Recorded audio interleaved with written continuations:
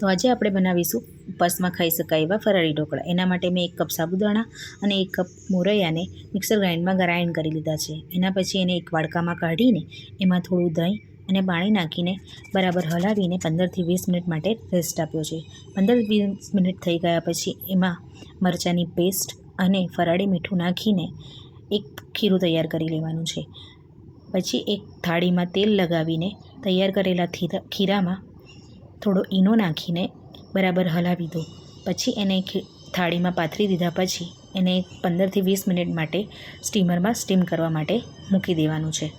Steam થઈ ગયા પછી આપણે ચપ્પુની મદદથી ચેક કરી લેવાનું છે કે આપણા ઢોકળા તૈયાર થયા કે નહીં।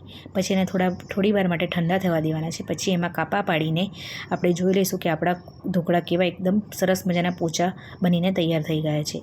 પછી એના માટે વઘાર કરવા માટે એક વઘારિયામાં થોડું જીરું, તલ, મીઠો લીમડો અને લીલા મરચાંનો વઘાર કરીને પછી એ ઢોકળા ઉપર એને પાથરી દેવાનો છે અને આપણા સરસ મજાના ઢોકળા ઉપવાસમાં ખાઈ શકીએ એવા તૈયાર થઈ ગયા।